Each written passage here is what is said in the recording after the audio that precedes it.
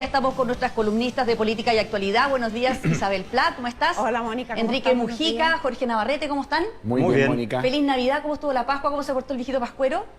Bien, un poquito triste, creo, la Navidad para todos. No fue la Navidad, las Navidades de años anteriores y con un bonito regalo que fue la vacuna, pero yo creo que, no sé, se me ocurre que todos tuvimos esa sensación como un poquito de pena, por los que ya no están también, ¿no? Los niños estaban felices, sí. ¿Ah? Los niños siempre están felices. Los niños siempre están felices, son un poco inocentes a todo esto. Partamos precisamente por eso, que es lo más importante de la semana y quiero partir siempre por las mujeres. Ajá, muy bien.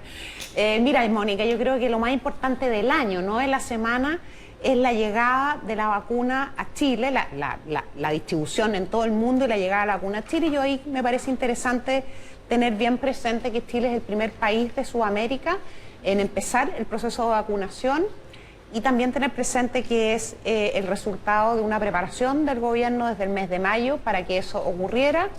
Y el segundo tema, creo que hay otro tema, hay muchos temas importantes en la semana, pero me gustaría destacar un segundo tema que es el fallo del Tribunal Constitucional que acogió el requerimiento para declarar al margen de la Constitución la moción parlamentaria de reforma constitucional que proponía el segundo retiro del 10%. Creo que es un fallo bien importante para cerrar un año que ha estado marcado por las decisiones de un Congreso con mayoría de oposición, que en reiteradas oportunidades ha impulsado mociones que están al margen de la Constitución. Veamos si va a ser efectiva o no ese fallo en la realidad, en la práctica. Jorge Navarrete, ¿qué te parece a ti? Pirincho te puedo decir, ¿o no? Por supuesto, yo esta vez voy a coincidir con la Isabel en la identificación de los dos temas, aunque no sé si... coincidimos en hartas cosas, aunque no sé, pero no te adelantes. No te hagas el opositor aquí. Como regalo de Pascua, aunque no sé si en la valoración de los mismos, yo creo que efectivamente la pandemia es el tema no solo de la semana, del año. En la nota había un número un tanto menor, entre probables y seguros ya ha cobrado la vida de casi 22.000 personas. Sí. Lo que se viene por delante es extraordinariamente difícil de cara al verano y no lo digo por aquellos que tenemos... Son sospechosos, los comprobables sospechosos, solo mencioné los 16.404 son los comprobados. Así es. Y lo que se viene por delante es complejo, el efecto de las fiestas lo vamos a ver en las próximas semanas. Viene un verano, y no lo digo porque quienes tenemos el privilegio de poder salir de casa, sino especialmente porque hay mucha gente que se juega el año, sí, pues, en lo que puede hacer en enero y en febrero. Y llegó la vacuna, como decía Isabel, y probablemente nuestras diferencias no solo tienen que ver con cuánta preparación hemos tenido, sino que con un protagonismo algo excesivo, diría yo, poco prudente del presidente de la República, que en este tipo de materias, creo yo, ha aprendido menos que nadie. Y efectivamente, me imagino comentaremos también el fallo del Tribunal Constitucional. Ya hace 2 semanas decíamos aquí que esta había sido una victoria algo pírrica, con un fallo dividido y que dirima su presidenta, que no fue sino la asesora del presidente en su primer mandato, creo que introduce un problema de legitimidad del cual ya vamos a conversar. Ahora, de todas maneras, hoy día leía que hoy día se empezó a vacunar en España, en Francia, después que nosotros, que igual llama la atención. Me llamó la atención también que la persona que vacunaron, la primera que vacunaron en España, tenía 96 años. Enrique Mujica. Oye, yo quiero hablar de lo de Maipú. No quiero hablar de balacera porque considero que es banalizar un problema grave, gravísimo, quizá de los más graves que tenemos en este país, que es la proliferación del narcotráfico. Fíjate que el año 2009, The Economist situó a Chile, a Santiago, como la segunda mejor ciudad de Latinoamérica para vivir. 2009. Y hay un reportaje de los periodistas Juan Pablo Figueroa y Jorge Sullivan en CIPER, que después fue portada en el ¿Qué pasa?, que era Vivir y morir en Santiago. Y en ese tiempo ellos hicieron todo un rastreo con autoridades policiales, autoridades políticas, y detectaron que había 80 poblaciones, más o menos 660.000 personas en Santiago, 80 personas que vivían al margen total de lo que como nosotros conocemos normales. La gente que no entraba a Chilectra, no entraba a Correo en ese tiempo, no entraban los bomberos, no entraba la SAMU, no entraba policía, menos. Vivían totalmente al margen del Estado, sin Dios ni ley. En ese tiempo, 2009. Ahora esta semana le pedí a Iván Puguje de Atisba que hiciéramos un ejercicio con Maipú. Maipú porque pasó lo que pasó ahí en Maipú. Sí. Y fíjate que llegamos a esta es información de la Fiscalía, que entrega densidad de residentes en ciertos barrios que tienen vínculos con el narcotráfico por procesos judiciales. Y fíjate que llegamos a la conclusión que en Maipú, actualmente hay el 14% de la población de Maipú, de la comunidad de Maipú, vive en barrios hipercríticos, no críticos. O sea, donde están tomados bajo este concepto, los narcotraficantes son el imperio. Y a mí me pasa con esto una cosa, que son promesas incumplidas del Estado. O sea, hay una falacia de la libertad en este país, decir que la gente es libre y que vivimos una democracia cuando uno no puede salir de su casa, sus hijos no pueden salir de su casa, viven bajo el terror y el miedo, tienen que vivir bajo las condiciones que imponen estos narcos. O sea, eso no se llama libertad. Y por eso me llama la atención cuando la política dice, bueno, ¿por qué los pobres no votan? ¿Y para qué van a votar? Si viven en otro planeta. También está la falacia del Estado de Derecho.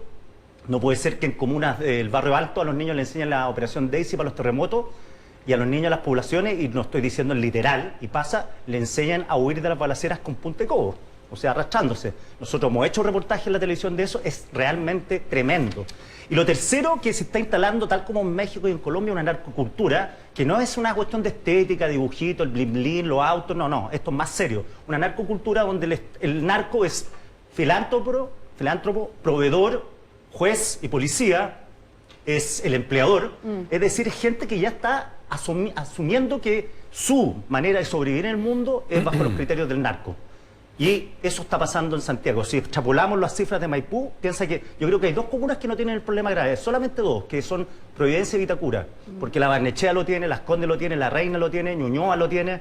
Entonces, si extrapolamos esto, si un 14% piensa de los santiaguinos viven en barrios críticos, estamos hablando de muchas personas que hoy día el Estado no se está haciendo cargo del problema. Si les parece, abrimos con ese tema, me parece interesante porque yo no sé si también, Kiki, tú hablas de un problema grave de narcotráfico, pero lo que también uno vio es que ya es un tema como una normalización del uso de la pistola para resolver los conflictos. Que eso es propio, por ejemplo, sí, para tomarse un puesto para vender en la calle, se están disparando.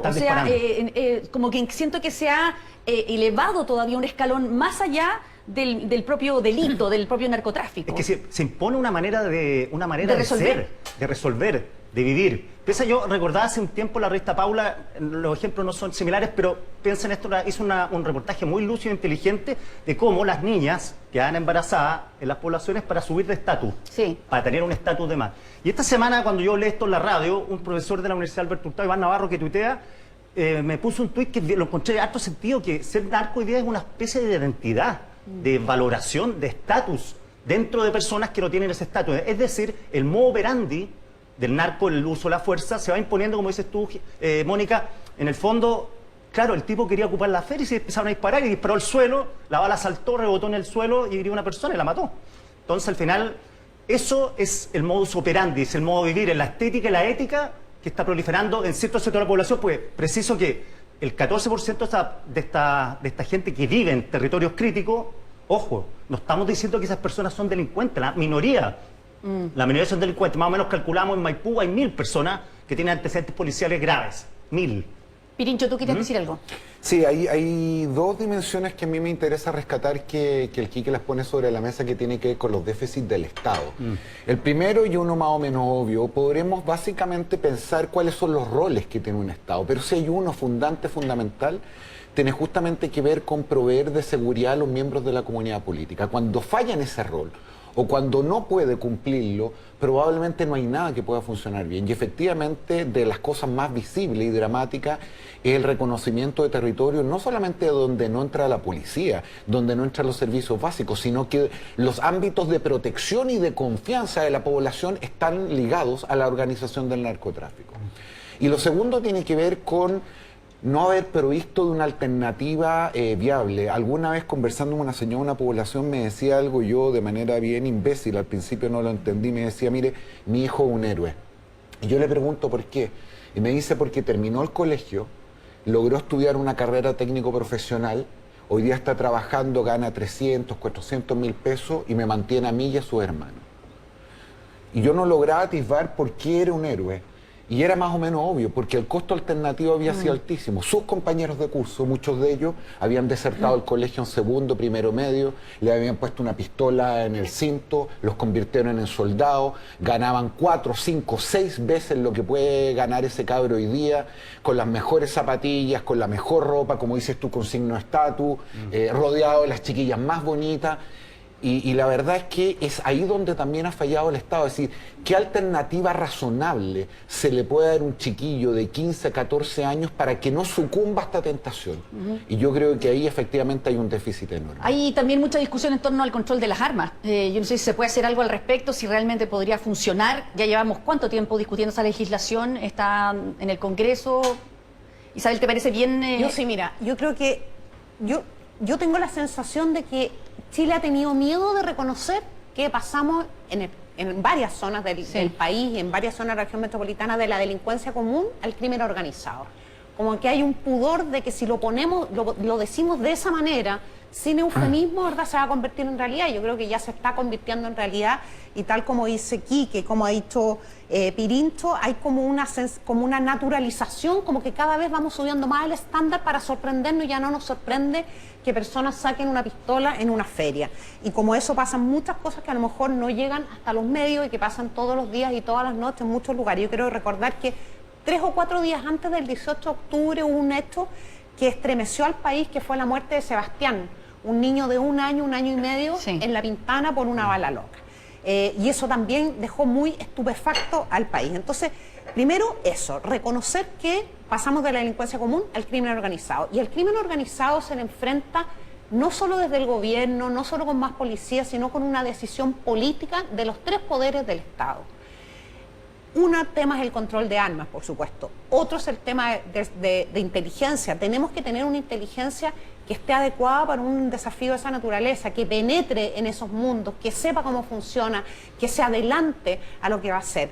Tenemos también que controlar el consumo. Yo estaba revisando ayer algunos antecedentes y Chile también es un país en donde hay un mercado de consumo importante. Entonces, de droga. De droga. Claro, porque antes se decía que era un país de tránsito. De tránsito, pero Chile se ha convertido en uno de los países más importantes de América Latina de consumo, de compra de cocaína, de pasta base, de marihuana, de droga. Entonces, no es posible, creo yo, enfrentar el narcotráfico y el crimen organizado enfrentándolo en parcelas. Vamos a controlar aquí, vamos a controlar allá. Tiene que haber una decisión política de los 3 poderes del Estado, de todos los sectores políticos. Hay una agenda de delincuencia que la verdad es que ha costado mucho que avance. El proyecto de ley que crea un nuevo servicio de inteligencia lleva más de 1 año en el Congreso. Ha tenido 45 urgencias.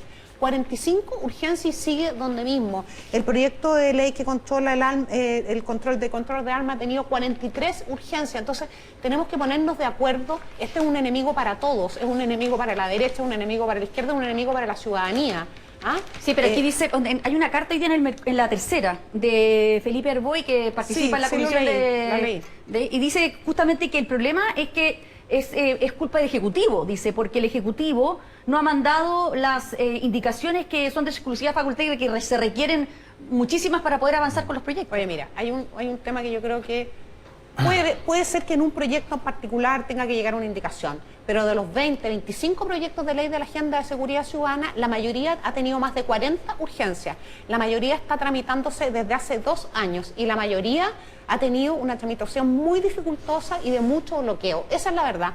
Puede ser que en un proyecto en particular falte una indicación que haya comprometido el gobierno, pero es un proyecto de una agenda muy grande, muy consistente y en la que tenemos que ponernos de acuerdo todos. Y si hay algo que no le gusta a un sector político, se corrige, se mejora, se arregla con voluntad de resolverlo. Este es un enemigo para todos los chilenos, no es un enemigo para un sector político. Ahora yo creo que es un problema, a ver, obviamente que todas estas medidas son útiles, pero yo creo que es un problema estructural y cultural.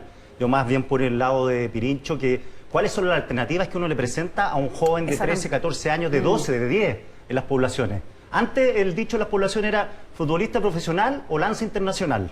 Esas eran las 2 alternativas que veían como manera de salir de la miseria. Ahora, narco es una manera de vivir además impuesta, porque el que no quiere, tiene que serlo, porque si no, me contaban de un caso de una dirigente poblacional que conocí, muy comprometida con los campamentos, y pregunté por ella porque no la veía hace rato. Bueno, cayó en la droga y en la venta. Imagínate, una persona que luchó todo el tiempo contra los narcos, coaptada porque vio que su vida no tenía sentido, perseguía a la población, ya nadie la hablaba. Hablaba con las señoras de una junta de vecinos que fueron a denunciar a un narco y la casa le apareció rayada, fueron a denunciar a Carabineros. Vieja zapa. te vamos a matar. ¿Ah? O sea, vivir con el Pero, terror. pero ¿estás de acuerdo, Pirincho, que esto es como, a ver, todos los gobiernos han fallado, porque siempre hay está una agenda de seguridad siempre presente en cada campaña y no parece que no pasa nada? Ahí hay un punto, Mónica. Yo sé que voy a decir algo que no es muy popular y no quiero analizarlo, pero como dice el dicho, no solo es culpa del chancho, sino del que le da la frecho. Tú muy bien decías, esto no es un problema solamente de Chile, es un problema estructural, mundial. Hemos visto qué es lo que ha fracasado. Y cuando uno mira el tema de las drogas, se da cuenta que hoy día es mucho más profundo, grave, pernicioso el problema del narcotráfico que el de salud pública asociado al consumo de drogas. Y yo creo que deberíamos preguntarnos también si no es una alternativa, no sé si todas, pero a lo menos legalizar buena parte del consumo de drogas para justamente evitar que siga proliferando una de las industrias más lucrativas después de la venta de armas que hay en el planeta. El problema del narcotráfico no está necesariamente asociado a los graves problemas que significa el consumo, sino que a la corrupción, a la penetración de la autoridad, a la ausencia de libertad. Si nos gastáramos no la mitad, no un cuarto, un décimo de la plata que el mundo se gasta luchando contra el narcotráfico en información, en prevención de consumo, en rehabilitación, uno podría legalizar un amplio espectro de consumo y terminaría lo menos con esta industria y podríamos preocuparnos de una cosa que, insisto, es importante, es grave, tiene también que ver con el ejercicio de la libertad como el consumo de droga, pero estamos quedando en el peor de los dos caminos. No estamos ni siquiera haciendo que nuestros hijos, los amigos de ellos, consuman menos y además tenemos un narcotráfico que nos ha penetrado por todas partes. Mira, yo creo que sinceramente lo pienso desde hace bastante tiempo. Lo pienso desde que era concejal en Peñalolén y trabajaba ahí, conversaba con la gente. Yo creo que este es el gran problema del siglo XXI del mundo. Y hay muchas cosas que no se están haciendo. Lo primero es reconocerlo. Esto llegó a Chile hace bastante tiempo y se está profesionalizando. Y se está profesionalizando a costa de la vida. Quique entregó datos que son muy terribles, a costa de la vida de miles y miles de familias que viven con temor todos los años. Me hace falta todo lo que se ha mencionado aquí: control del consumo, recursos para la rehabilitación, control fuerte del crimen. Arreglar el Sename, ¿qué pasa con, es lo mínimo. ¿Qué pasa con la agenda regional, con la agenda de otros países? Tenemos que ponernos de acuerdo con Argentina, con Perú, con Bolivia, con Brasil.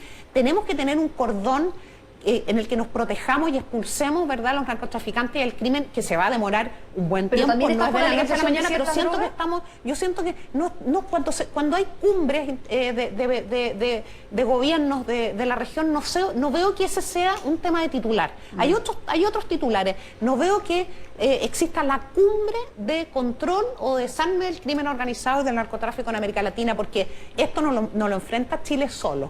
Esto lo enfrenta la región, el mundo, por supuesto, pero especialmente una región muy golpeada por esta materia como es América Latina, porque es una región productora, distribuidora, con un muy fuerte mercado y además un tema importante que no está en Europa, que no está en los países más desarrollados, también con una población especialmente juvenil muy vulnerable, y el narcotráfico tiene mucha plata para entusiasmar a esos jóvenes, para meterlos en un negocio pero que saben cuándo entran, pero no saben ni cómo ni cuándo van a salir. Sí, lo que pasa es que yo conversaba con la hermana Mayer, no sé si le conocen, que trabaja también hace muchos años en población. Ella es una ferviente... Ella conoce muy bien este tema. Conoce muy bien este tema porque convive, lucha... ¿Y ella está a favor de legalizar? Totalmente a favor de legalizar la droga. Yo creo que porque dice que es la única manera... ¿Ha existido alguna experiencia exitosa de legalización? Esa es mi duda. Porque si esa fuese la solución, me imagino que ya se habría hecho.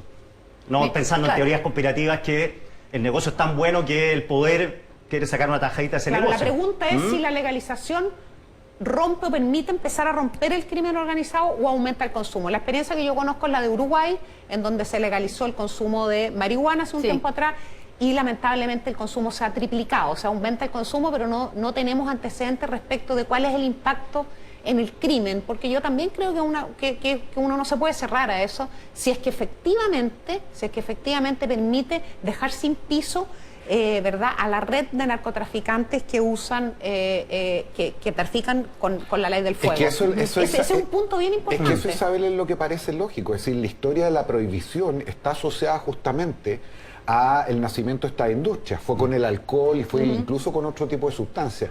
Yo no digo que la solución sea inocua, no digo que sea dolorosa. Estamos frente a un momento donde tenemos que decidir cuál es el mal menor y atacarlo con la mayor fuerza posible. Yo insisto, si uno legalizara a lo menos un conjunto importante de las drogas, no sé si dejaría de existir, pero a lo menos debilitaría mucho los ingresos y el atractivo que hoy día tiene la industria del narcotráfico. E insisto, no la mitad, no un cuarto, una pequeña porción de esos miles de millones que se gastan en la lucha contra el narcotráfico, que se tiran literalmente a la basura, en información, en prevención, en rehabilitación, creo que podríamos encontrar o allegarnos a una situación mucho más esperanzadora de la que estamos viviendo. Y lo otro que hay que encarar, yo creo que urgente, es el tema de la ciudad, la segregación, la vivienda, los barrios. Los barrios algunos son guetos cerrados, sin un árbol, sin retiro de la basura. O sea, digo, la cuestión es totalmente estructural y uno se angustia porque no sabe por dónde partir. Y no sabe si echarle la ficha a la legalización. Después te dice, no, esta cuestión es mucho más estructural y más compleja. Bueno, pero entonces, ¿qué significa? Desde el nacimiento, los niños que tienen problemas con padres con droga tienen que ser tratados, en otros países lo hacen. Por así. eso te digo que este es para mí el desafío más importante del siglo XXI. Esa es la verdad. Es la pandemia más mortal y más destructiva de una sociedad y de las personas, además, y es muerte. Me está llegando de una amiga que me está viendo en Uruguay, que nos está viendo, que me dice que efectivamente el crimen no ha bajado. O sea, ha subido el consumo, pero no ha habido hasta ahora un impacto importante en el crimen. Yo creo que legalizar la droga puede ser una posibilidad, al menos una parte de la droga, en fin, con ciertas condiciones, pero nunca se legaliza pero yo creo que todas las drogas, pero es importante que tengamos experiencia concreta de cuánto impacta eso en el crimen que está asociado a este negocio multimillonario. Corto, quería dar un ejemplo, que una vez tratamos de hacer un reportaje con estos niños que se transforman en niños símbolo de la delincuencia, que parten a los 5 años y la tele los persigue, la policía, y caen una y otra vez. Y con la gente de prevención del delito me llevaron un mapa de la historia familiar de este niño. Y fíjate que la mamá del niño le robaba lo que robaba el niño para comprar pasta base. La mamá del niño. Entonces, ellos pretendían aislar al niño, pero a todo el entorno familiar. Y el entorno familiar había una persona que no tenía problemas ni de droga ni delincuenciales de esa familia, que era el hermano que tenía como 4 años. Entonces me explicaban, claro, el tío abusaba, el alcohólico, pasta basero, vendedor de droga, delincuente. Entonces, claro, uno veía ese mapa y uno decía, ¿cómo partimos? ¿Por dónde se empieza? ¿Por dónde partimos? ¿Por dónde partir? Bueno, vamos a hacer nuestra primera pausa aquí en Mesa Central domingo. Hablemos de vacunas, de la pandemia, de cómo se está desarrollando ese tema, porque hay cifras súper preocupantes. Estamos todos viendo que puede haber la segunda ola ya, no sé, para ustedes está declarada, no está declarada, para mí ya es bastante evidente. Sí, quiero partir por algo previo, porque durante los últimos días, y era obvio, con motivo de la Navidad y la fiesta, la aglomeración ha sido bien impactante, lo cual da cuenta de que lo que probablemente vamos a vivir las próximas 2 o 3 semanas va a ser bien difícil. Pero tengo sentimientos encontrados, fíjate, porque es súper fácil en términos algo paternalistas apuntar con el dedo, juzgar, hacer referencia a la falta de disciplina de las personas. Y muchas de esas aglomeraciones, no me refiero a las de los malls del barrio alto, es gente modesta, que lo ha pasado súper mal. Porque digámoslo en castellano, chiquillo, este ha sido un año de mierda. Y esa gente que ha sido súper resiliente, probablemente incluso arriesgando su propia seguridad, se agolpa, entre otras cosas, para darle una alegría a sus hijos en un momento bien difícil. Sobre todo con el 10% que mucha gente tenía y tenía dinero para poder ir a comprar y darse un gusto en este fin de año. El problema es que ¿cuánto hipotecamos?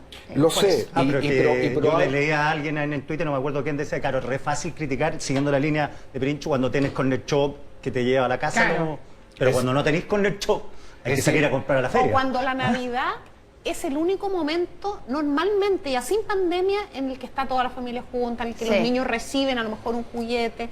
Aquí no tenemos un problema Aquí no tenemos un problema de racionalidad. ¿Sí? La razón por la cual la gente obedece las normas no estriba, contrario a lo que muchas veces se cree, en el miedo a la sanción o el que hay un cierto sentido del deber, sino porque le ve una utilidad, una necesidad y que siente que es una conducta compartida. Hay mucha gente en Chile que si no sale no come.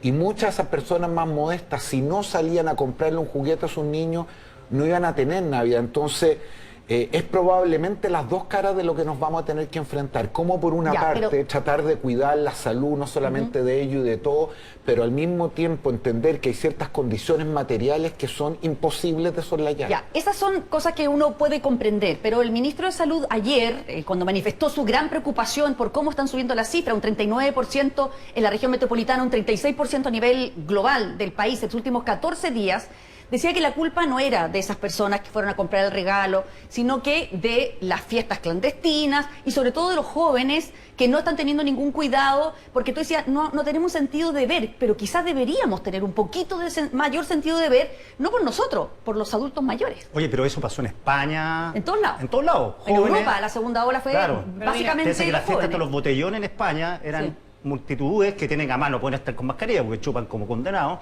así que todas sin mascarilla, gritando, saltando, bailando, moviéndose apretado. Entonces al final eso es lo que está pasando, y todas las fiestas, y el promedio de edad bajó de 50 y tanto a 39. Sí, el promedio de edad de la gente los que está enferma. enfermos. Claro.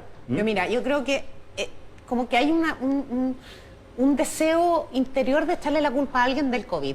Esa es la verdad, pero yo creo que esta es una pandemia que tiene muchas complejidades. Alemania. Los alemanes son una sociedad sumamente disciplinada y hoy día es uno de los países más complicados de Europa, con una segunda ola muy mortífera, muy dura de enfrentar, y en la que se restringieron muchísimo las fiestas de Navidad. Yo creo que es bien importante primero una campaña muy fuerte para decirle a los chilenos que el hecho de que estén llegando las vacunas no quiere decir que tengamos que relajar las medidas, porque puede ser que psicológicamente muchas personas crean que porque existe la vacuna y está llegando a Chile ya se pueden relajar las medidas, y eso no es así, porque de aquí a que nos vacunemos todos va a pasar por lo menos 7 u 8 meses. Por lo tanto, hoy día más que nunca se tienen que resguardar las medidas básicas, lavado de manos, el uso de mascarillas, en fin. En segundo lugar, una campaña muy clara y de mucha transparencia de los efectos que tiene la vacuna, porque también estamos viendo que hay un sector de la población que sigue pensando, incluso población prioritaria, incluso adultos mayores, que dicen tengo miedo a vacunarme, no sé lo que me pueda pasar. Por lo tanto, también... Impresionante la mucho, cantidad de gente que me pregunta a mí. Los adultos mayores, Sí. y esos dos puntos creo que son importantes. Uno, que exista la vacuna no quiere decir que la pandemia esté terminada, seguimos teniendo exactamente los mismos riesgos y los datos que se han entregado en el país son bien preocupantes. La ventaja nuestra es que cuando en Europa hubo segunda ola no existía vacuna, aquí podría haber algunos atisbos de segunda ola, pero por lo menos tenemos una ventana de salida, un horizonte, pero mientras nosotros no cumplamos con esas medidas, por lo menos lo estrictamente necesario. Entiendo que muchos tenemos que salir a trabajar y mucha gente que no puede quedarse en la casa, que tiene que salir, pero cuando salidas que no son necesarias, fiestas que no son necesarias, idas a la playa que no son necesarias y en las que se puede estar transportando el virus de la muerte. Oye, todos aquí me imagino se vacunarían y con cualquier vacuna. Sí.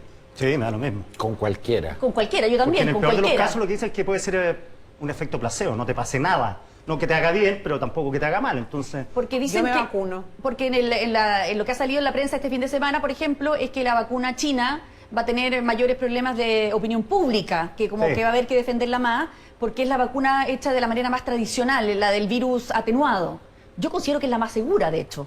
De hecho, yo me pondría esa. O claro, sea, pero van a haber problemas muy específicos, dolor en el brazo, que yo me vacuné hace poco contra el tétano y estuve 3 días con dolor de brazo, pero no me morí. Sí. Entonces al final lo que hay que hacer a la gente, que es un tercio, yo le veía alguna Es encuesta, mucha bueno, gente. varían, pero hay un tercio de personas que en ningún caso se irían a vacunar, en ningún caso, y otros lo pensarían, y muchos están diciendo, le he escuchado en algunos programas, que primero se vacunen los parlamentarios y si le hace mal, nosotros no nos vacunamos. Pero yo iría a vacunarme ahora, si me dicen ahora, me pongo en la lista, pero inmediatamente como postulante. bueno, decían que era la vacuna Sinovac y tenía como tan mala propaganda que los primeros que se van a vacunar va a ser precisamente Sí. el presidente y el gabinete. Sí. Con esa vacuna Sí. china. Sí, es la vacuna que está llegando a Argentina, que todavía no recibe la Pfizer, a pesar de que en Argentina se hicieron las pruebas de la Pfizer, pero Pfizer le pidió al gobierno argentino una ley de inmunidad y el gobierno no estuvo dispuesto a... Entonces está llegando y está empezando a vacunarse con esa vacuna. Yo me vacunaría con cualquiera, entiendo que todas tienen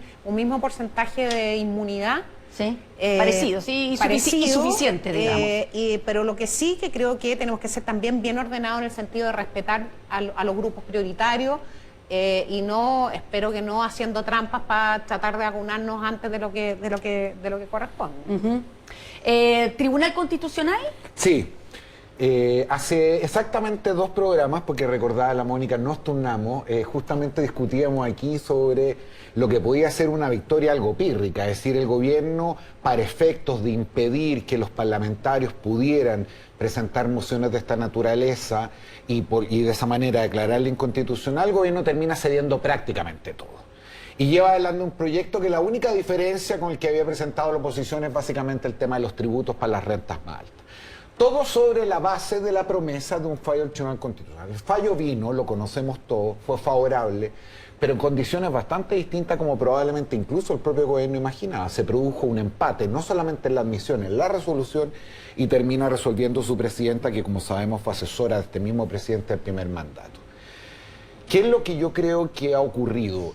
Primero, no solamente se vuelve a instalar un problema de legitimidad innecesario respecto al Tribunal Constitucional a puerta de esta discusión constituyente, sino que me temo que no se va a cumplir con el propósito que buscaba el gobierno. Es decir, el tercer proyecto de retiro, que ya está anunciado y timbrado, probablemente se va a presentar igual. En condiciones normales, ¿qué es lo que hubiera ocurrido? Hubiera sido el propio Congreso, en este caso la Cámara de Diputados, en alguna de sus comisiones, que hubiera advertido que con este fallo no se podía seguir tramitando. Tiene fecha más. Bueno, con un fallo dividido... Digo que como este fue Navidad, la excusa ahora es marzo.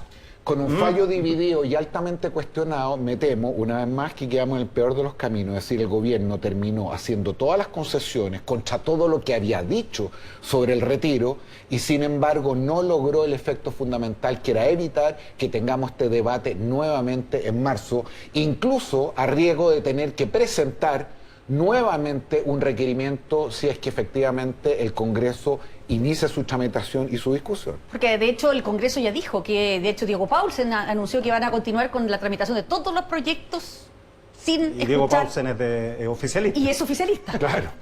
Yo mira, ¿Sabes? yo varias cosas. Primero, yo creo que el gobierno tomó una decisión bien arriesgada, lo comentamos acá, tenía que tomar esa decisión y lo hizo más allá de su opinión respecto del retiro de fondos previsionales, o sea, del impacto en el futuro previsional de millones de chilenos, de hecho, en la mitad de los chilenos, sino que lo hizo justamente porque tenía que marcar un punto respecto de una conducta que estaba siendo reiterada en este Congreso, con mayoría opositora, de enviar mociones o que eran abiertamente al margen de la Constitución o que de alguna manera daban una vuelta larga para también, ¿verdad?, tocar una facultad exclusiva al presidente, como es la de los temas que tienen que ver con previsión social. A mí me pasa que veo varias inconsistencias en las críticas respecto de este fallo en particular. Hay 2 que me llaman profundamente la atención. Una de ellas es el voto dirimente. El voto dirimente es una figura que está establecida en la ley orgánica constitucional del tribunal. O sea, es una figura que existe justamente para que la máxima autoridad de ese tribunal, hoy día María Luisa Abraham, ayer Carlos Carmona, antes de ayer Bertelsen, puedan tomar una decisión. O sea, la ley prevé que puede haber un empate y es el presidente del Tribunal Constitucional, la presidenta del Tribunal Constitucional el que tiene que dirimir. Existe. No es una figura que se inventó, para este existe. De hecho, en 45 oportunidades, presidentes del Tribunal Constitucional han tenido que dirimir. La segunda crítica, que me parece un poquito hipócrita, es respecto de el cuestionamiento al vínculo de María Luisa Abraham con el gobierno. Y hay por lo menos 2 razones por las cuales yo sostengo que esa es una crítica muy hipócrita o muy inconsistente. Primero, porque de las 45 veces que se ha emitido ese voto dirimente para desempatar, un fallo en 28 oportunidades lo emitió Carlos Carmona, que es un destacadísimo constitucionalista, fue el jefe de la división jurídica de la SECPRES prácticamente en toda la era de la concertación y además subsecretario de la SECPRES de la presidenta Bachelet y le tocó dirimir en 28 de esas 45 oportunidades. Nadie cuestionó, ¿verdad?, porque era el presidente del Tribunal Constitucional y tiene un mandato de su ley orgánica. Pero tal vez la crítica que me parece más delicada es la del vínculo de María Luisa Abraham con el gobierno respecto de esto, cuando la misma María Luisa Abraham hace 3 años emitió un voto también considerado clave para dar luz verde al proyecto de ley ¿verdad?, legalizaba el aborto en 3 causales, uno de los proyectos más emblemáticos de la presidenta Bachelet.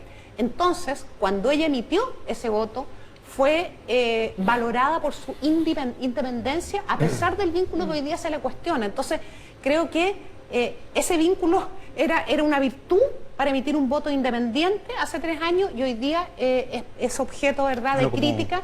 Como dice Pirincho siempre, bienvenida a la política. Claro, pues, no, yo creo que lo ella... que pasa es que Isabel...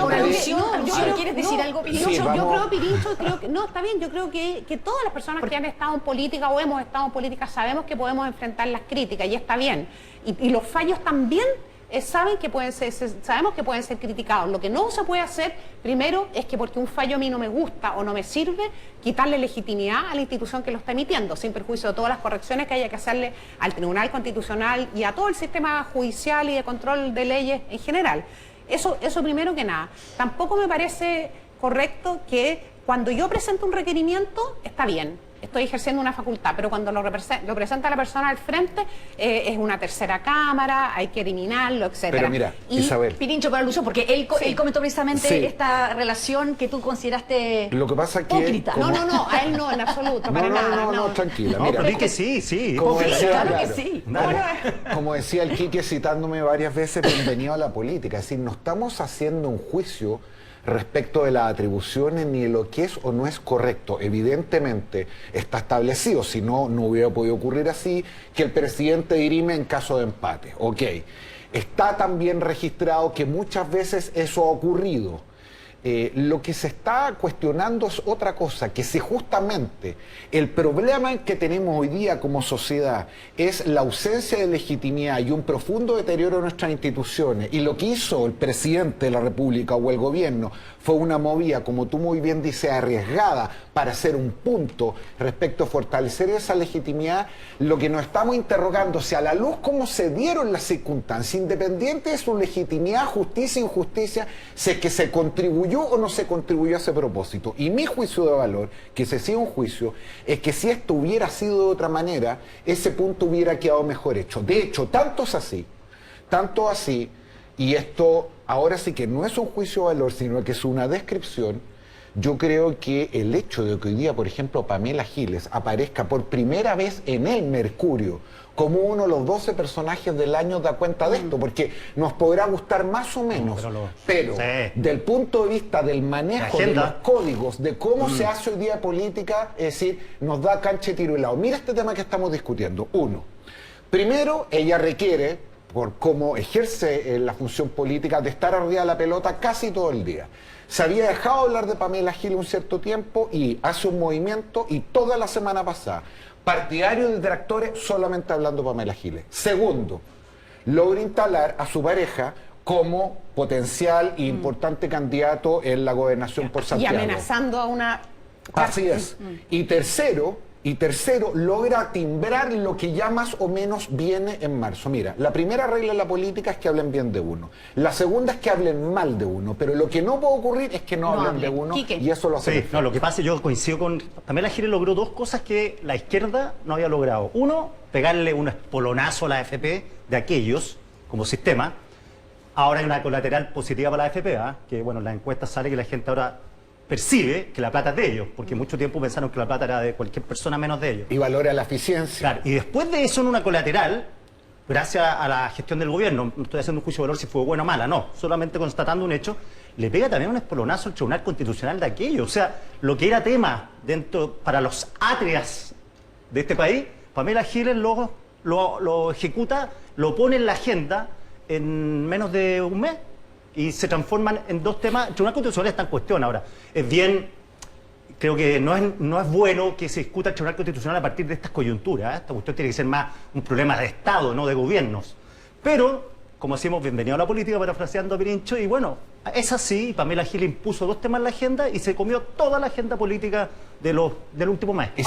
Y si por inconsistencia se trata, a la Isabel le faltó una, que es probablemente la más grande de todas, y es los mismos sectores que han vapuleado al Tribunal Constitucional, que han cuestionado su legitimidad, recurren a él. Lo tenía, pero no me quise distraer. Recurren a él, como ocurrió, por ejemplo, con ciertos sectores del Frente Amplio para la ley de migración, y ahí sí que es una instancia legítima para proteger los derechos individuales de las personas, pero cuando lo hacen los adversarios políticos no lo es, y eso sí es una inconsistencia. Y en esta vez fue más burdo todavía, porque el gobierno presenta el requerimiento por el segundo retiro y a la semana siguiente un sector del Frente Amplio presenta la impugnación de estos 13 artículos de la ley de migración y ha sido... oye, estoy nerviosa porque ahora la Paula Comandani me está haciendo una corrección que es importante para no confundir a las personas. La vacuna que se está aplicando en Argentina es la vacuna rusa. Sí, yo no te quise decir tampoco. No la china, la sí, Sputnik. para no... Sputnik. Claro, y es la que... Sputnik, Y es una de las que está generando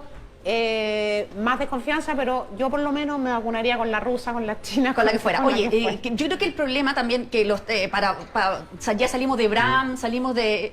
El tema es la parte práctica de este asunto, porque yo veo que, por un lado, el Congreso va a seguir legislando, independiente del fallo del Tribunal Constitucional, en las mismas materias, en estos 11 proyectos, más posibles, hipotéticos, otros retiros de los fondos previsionales, independiente de lo que ha hecho el Tribunal Constitucional. El gobierno va a seguir discutiendo esto, vamos a seguir yendo el próximo año al Tribunal Constitucional. Entonces, las instituciones se ven desgastadas y se ven ineficaces ante lo que está ocurriendo en el Congreso. Entonces, no sé si tiene todo lo que pasó con el tribunal, además tiene un sentido práctico, efectivo, no tiene efectividad tampoco. Bueno, pero ahí la respuesta del proceso constituyente, yo creo. Exactamente. De las cosas que se pueden solucionar, porque todos creen que se puede solucionar todo, no. De las cosas que se pueden solucionar en la discusión constituyente están precisamente estas cuestiones políticas.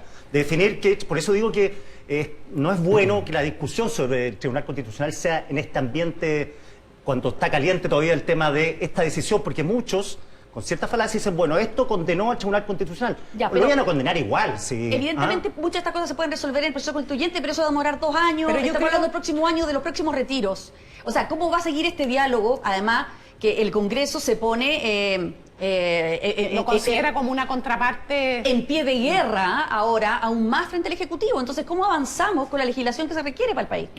Para el resto de los ciudadanos. Dale. No, mira, yo bien cortito. El próximo año vamos a elegir una convención constitucional y se va a empezar a trabajar en la futura constitución. Yo creo que el Congreso tiene que ser parte del ambiente que necesita esa convención constitucional. Desatender o tomar decisiones al margen de la Constitución vigente creo que no contribuye a ese ambiente. O sea, yo le doy al Congreso también como un poder del Estado elegido por la ciudadanía, parte de la responsabilidad de que nosotros en el país tengamos un clima que le permita a esos convencionales, mujeres y hombres, 155, que van a estar trabajando para esa nueva Constitución, hacerlo en un ambiente, ¿verdad?, de tranquilidad y no de amenazas, pero sobre todo dando el ejemplo. Oye, estamos escribiendo una nueva Constitución, pero tenemos una vigente, y el papel del Congreso es perfeccionarla, pero también es cumplirla. Jorge. Justamente resulta de este deterioro institucional que, entre otras cosas, estamos justamente en el proceso de redactar una nueva Constitución, y pongo el énfasis en la palabra proceso. No digo que el resultado no sea significativo, pero aquí el método es el mensaje, es decir, la forma y manera en que hagamos esto va a ser mucho más decisivo sobre el resultado. Si estamos convencidos que lo que tenemos es un profundo problema de legitimidad, eso se recupera solamente con una deliberación colectiva participativa, en la cual no solamente se dan cuenta los derechos, de nuestros compromisos, de que el resultado es algo propio de todos nosotros y que por lo tanto su obediencia no es una cuestión que hagamos por miedo a la sanción o porque así lo indica la norma, sino porque es parte de un acuerdo colectivo. Ese acuerdo, esa transacción, ese trato es el que está quebrado y el que hay que recomponer. Nos quedan 5 minutos y para cerrar este panel quisiera preguntarles por la evaluación política de este 2020, porque este es su último programa del 2020. No es que lo vamos a despedir ni que va a terminar el programa, pero de ustedes es el último del 2020. La otra semana le toca al otro panel. No, yo creo que ¿Si aprendimos algo este año o nada? No, yo creo que este es un año inolvidable en todo sentido, en el amplio sentido de la palabra. Porque uno dice inolvidable lo ve en términos positivos, no, yo lo estoy diciendo también en términos negativos, no se nos va a olvidar nunca esto. Va a ser un año extraño porque es un año que parte en octubre, yo creo.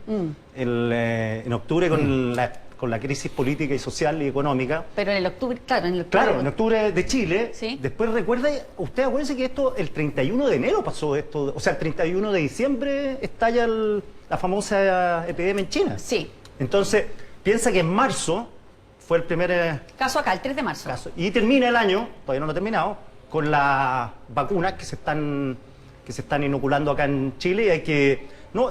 hay mucha gente que dice que hay que agradecerle al gobierno. No se trata de agradecerle al gobierno. El gobierno tiene esa pega. Si el cuento es que si lo hacen bien o mal. Y hay muchos países que lo han hecho mal y este gobierno, en ese sentido, la vacuna, por lo que se indica, lo está haciendo bien. Ahora, esto pasa lo mismo que con Trump. O sea, con un presidente desgastado en popularidad, todo lo que hacía Trump era criticado y no todo lo que hacía Trump era malo.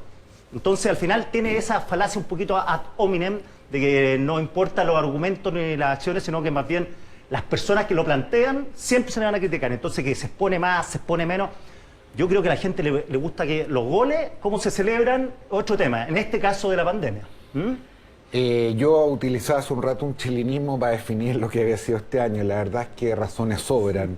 Totalmente merecido el chilinismo. Sí, este ha sido el año, entre otras cosas, en que nos perturbó los altísimos niveles de violencia que vimos, el deterioro político institucional, lo que se ha venido a llamar la anomia social, es decir, el reflejo de nosotros mismos y cuán distinto era como imaginábamos, la pandemia, la crisis económica, lo mal que lo están pasando las personas.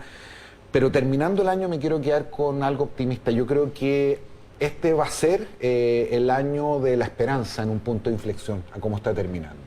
La esperanza no solamente de poder combatir uno de los coyunturas más difíciles a las cuales ha estado sometido el planeta como el COVID-19, sino también para este país un punto de inflexión en un reencuentro. En un proceso que ha sido difícil, no exento de dolores, con gente que lo está pasando y lo va a seguir pasando muy mal. Y tanto la vacuna como la Convención Constitucional como símbolos, no como fetiches, como símbolos, creo que son dos cosas que van a iluminar el futuro y yo a lo menos me quiero ir con esa esperanza porque creo de verdad no tenemos otra alternativa. Bien. Isabel. Yo creo que este fue un año, bueno, inolvidable. Probablemente en las próximas décadas se van a escribir muchos libros que se van a llamar 2020, Sí. y películas que se van a llamar 2020. El año que vivimos en peligro. Exactamente, es real. Las películas O encerrado. futuristas se quedan chicas al lado de lo que hemos vivido, pero yo creo que este es un año, a propósito de la política, en el que la humanidad ha vivido una situación inédita probablemente y en la que se ha demostrado que la política sí impacta la vida de las personas. O sea, todas las decisiones que se han tomado, sanitarias, de resguardo, económicas, sociales, todas pasaron por la política. Es también, creo yo, el año en donde la política en Chile, con mucha pena lo digo, alcanzó, creo yo, los niveles de mayor desgaste, de mayor a ratos de degradación en todo sentido, una política sorda, ciega, muda, una política en donde un sector relativiza la violencia, en donde, en fin, una política tan necesaria para, por ejemplo, enfrentar la pandemia que alcanza niveles de degradación que me da mucha pena como chilena reconocer, y coincido con Pirincho.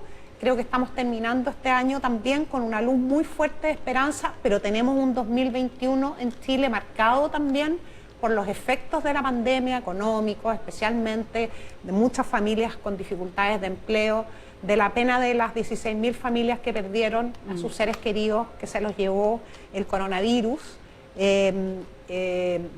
y que tuvieron que despedirlos prácticamente entre gallos y medianoche, sin los honores que se merece una persona cuando abandona este mundo. Pero tengo mucha esperanza, no solo en la vacuna, y en eso también voy a coincidir esta vez con Pirincho, también en la Convención Constitucional y en todo lo que viene para Chile, para que eso resulte, para que sea un camino de real progreso para todos. Necesitamos poner todos un granito de arena, y por eso reitero el papel que va a cumplir la política y el Congreso especialmente en ese clima que necesita el país para superar el COVID, pero sobre todo para plantar esta semilla que esperamos que dure 100 años, una buena constitución para Oye, Chile. una pregunta, ¿se le hizo corto o largo? No el programa, a mí se me hizo largo el programa. No, el año. Cortísimo. A mí cortísimo. Corto, ¿no es cierto? Cortísimo, Porque mucha pasó gente me ha volando. dicho, hace un año eterno, Sí. y a mí se me pasó cortísimo. Volando. Y encerrado más encima. Cortísimo. Bueno, nosotros no tan encerrados, pues hemos trabajado todo el rato. Sí. Bueno, muchas gracias queridos panelistas por acompañarnos esta mañana de domingo. Que tengan un excelente fin de año. Gracias. A Isabel feliz. Pla, Muy Jorge feliz Pirincho Navidad. Navarrete, muchas gracias. Y Quique Mujica.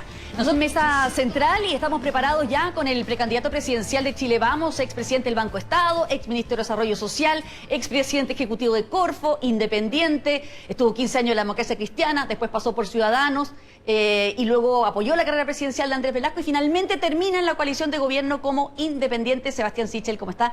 Largo el currículum, en Largo poco el tiempo. currículum, para tener 43 Bien años. agitado. Sí, bien agitado, con Oye, vocación ya- pública siempre. Ya vamos a conversar de aquello. Primero, ¿es usted oficialmente precandidato presidencial en Chile Vamos? No existe esa categoría, pero Claro. sí, he declarado que quiero ser candidato como independiente en las primarias de Chile Vamos. Fue una decisión que tomé estos últimos días con la intención de representar la independencia o mucha gente independiente que participa en la coalición, pero también las ideas de los próximos 30 años de Chile. Creo que tenemos sobredosis de discutir de los últimos 30 años de Chile y poca agenda de futuro, y por lo tanto creo que puedo representar esa agenda de futuro en la conversación que viene. ¿Pero está asegurada la invitación que le tienen que hacer los partidos políticos de Chile Vamos a usted como independiente para participar en eso? O sea, he visto la voluntad declarada de muchos de los partidos de invitarme a participar. Esto lo tienen que ratificar los consejos de cada uno de estos partidos, invitarme. Yo creo que Chile Vamos tiene una vocación de participación de independientes. La mitad del gabinete del presidente Piñera éramos independientes. Ojalá esto también se manifieste en que puede haber independientes de candidatos de la coalición a presidente, pero depende mucho de lo que decida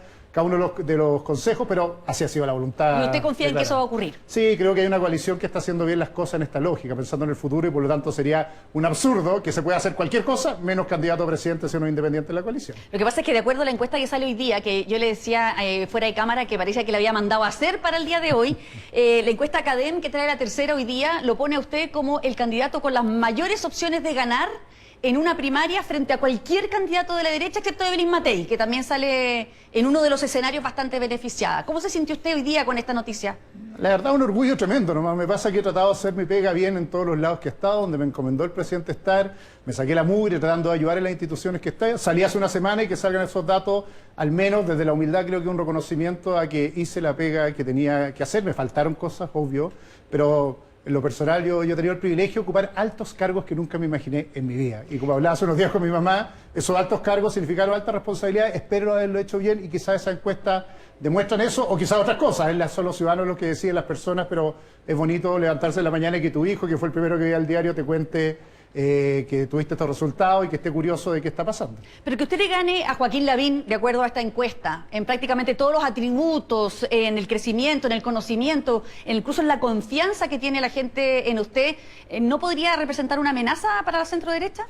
Mira, a mí me carga la política de los codazos, ¿eh? Yo creo que al revés. Creo que la centro-derecha tiene cantidad de candidatos que representan distintos mundos, culturas y demuestran la diversidad de una centro-derecha moderna. Joaquín fue el primero que se adelantó a la necesidad de solucionar problemas concretos de las personas. Evelyn Matei tiene un tremendo liderazgo dentro del sector. Mario Desbordes entendió muy bien a la clase media. Yo represento este mundo de renovación e innovación. Al revés, yo creo que al final la diversidad de esta coalición está dando los resultados. Yo pienso al revés en esto. Creo que tenemos que mostrar estos distintos mundos y ojalá que gane aquel que represente mejor la alternativa que quieren las personas. Son las personas quienes deciden que eres el mejor candidato. Muchas veces los candidatos nos paramos para decir qué tenemos en contra de nosotros y no por qué queremos serlo. Prefiero siempre hablar del por qué quiero serlo. Y el hecho de que salgan estos números, estas cifras, justamente cuando usted acaba de lanzar prácticamente su campaña presidencial, o sea, muy poquito tiempo, ¿de alguna manera la hace más real o no? ¿Qué fue lo que le dijo su señora, por ejemplo?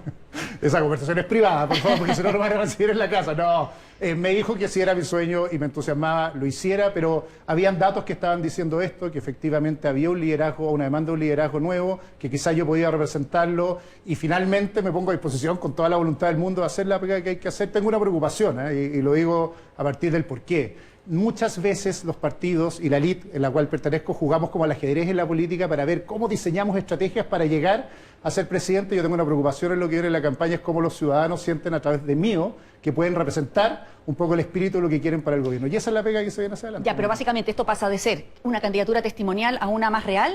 ¿Cómo lo ve usted? Sí, lo veo. O sea, siempre pensé y tengo la convicción de que hay una candidatura competitiva, no solo porque esté yo, sino porque hay una gran conversación de los chilenos de cómo las personas que estamos en la élite representamos de mejor manera sus sentimientos, sus emociones respecto a lo que hacemos. Para explicarlo más en gráfico, Mónica, yo pasé mucho por las filas del Banco Estado, o en su minuto como ministro de Desarrollo Social me metí en muchos lados a hacer diálogo y había una tremenda desazón de los chilenos con nosotros por decir, sabe que usted no me entiende, no me escucha, no sabe lo que me pasa, no se preocupa de lo que yo sufro cuando hago una fila o cuando la licencia no me paga. Lo que quiero representar tiene que ver con esa conversación, que la primera visión que tenemos de que nos presentamos en la política es hacer la pega bien para que el Estado haga las cosas bien, y hay una demanda finalmente de esa preocupación y menos diálogo sobre lo que queremos los políticos. La política tiene que volver a ser un medio y no un fin en la discusión pública, y espero recuperar esa discusión para todos los chilenos. ¿Y cómo justifica entonces su éxito, me imagino en parte por lo que me acaba de decir, versus la campaña Joaquín Lavín, que lleva años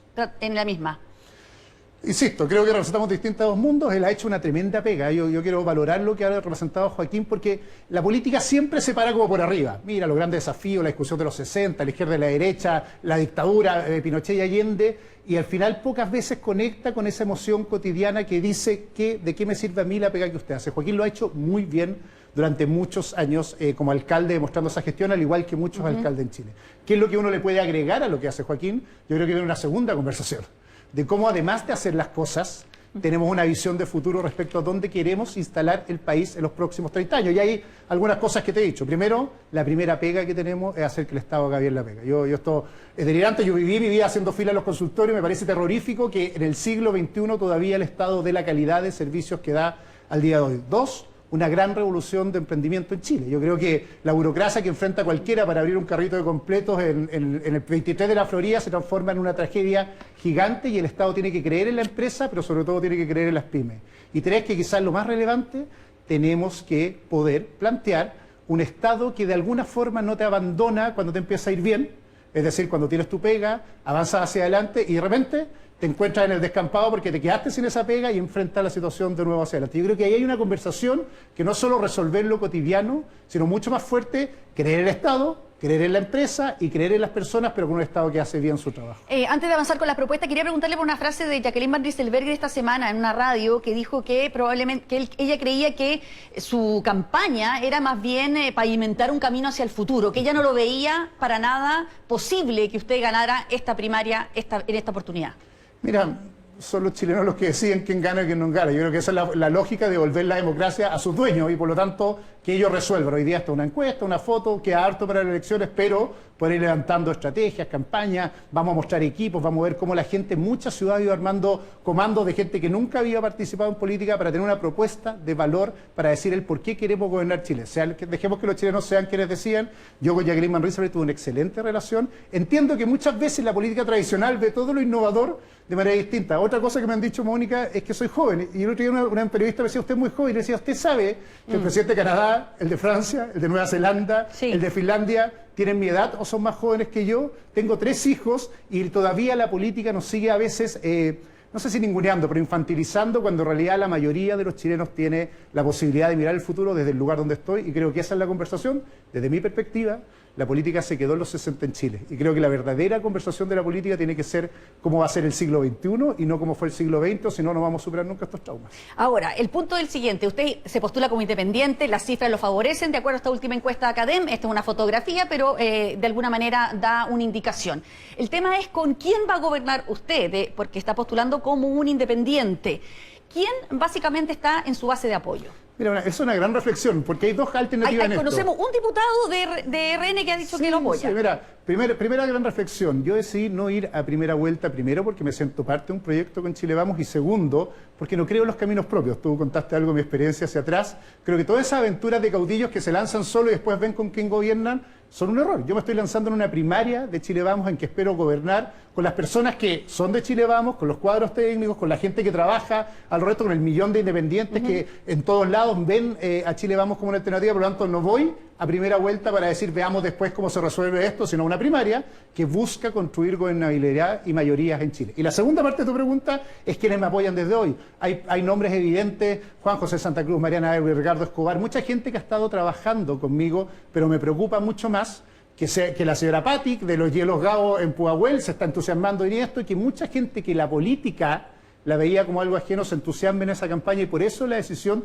de ser independiente. En Chile, el 10% o menos participa en los partidos políticos, el resto mira la política como algo ajeno. Espero que esta campaña dentro del marco de Chile Vamos. Pero usted fue ministro y sabe perfectamente que para sacar leyes en el Congreso se requieren parlamentarios. Por eso hasta ahora solamente sabemos de Tomás Fuentes, el único que ha hablado públicamente de que está con usted en esta campaña. ¿Quién más lo apoya dentro de RN, UDI, los partidos de la Alianza Oficialista? En su minuto voy a ir contando quién es más, pero la gran pregunta es al revés. Es después del 4 de julio, espero que todo Chile Vamos esté detrás, que es cuando la verdadera decisión de gobernar Chile. Por eso la decisión es así, insisto en la idea de los caudillos. Esto es una decisión dentro del marco institucional, construyendo mayorías y asegurando gobernabilidad para Chile. Tú dijiste como ministro, mi experiencia como ministro fue terrible con la atomización que tiene el sistema político actual y por eso orgulloso de tomar esta decisión, que una persona de centro, dentro de la centro derecha, participe en una primaria que en caso que gane, sea la coalición la que respalda finalmente los equipos de gobierno. Esa es la oferta real, pero además vamos a ir contando que hay mucha gente transversal que está apoyando esta campaña, pero en Chile me encantaría que más que debatir cuánto se pesan con los apoyos parlamentarios, que a esta altura no sé si nos importan mucho más que a nosotros en la elite, cuánto se pesan las ideas para poder ganar una campaña y eso es lo que vamos a desarrollar. Ahora, en una entrevista usted dijo que también tenía el apoyo de muchos miembros del Partido Ciudadanos, de la mayoría, dijo. El secretario general de ese partido dijo que no, porque ellos pertenecían a una alianza que era de oposición, no de gobierno. Tiene toda la razón, yo dije ex Ciudadanos, lamentablemente el periodista puso Ciudadanos, casi todo el grupo fundador de Ciudadanos, de hecho todo, o que salvo 2 personas, renunciamos a Ciudadanos con 300 personas ese día y estamos en esta campaña. Ciudadanos tomó otra decisión, se había ido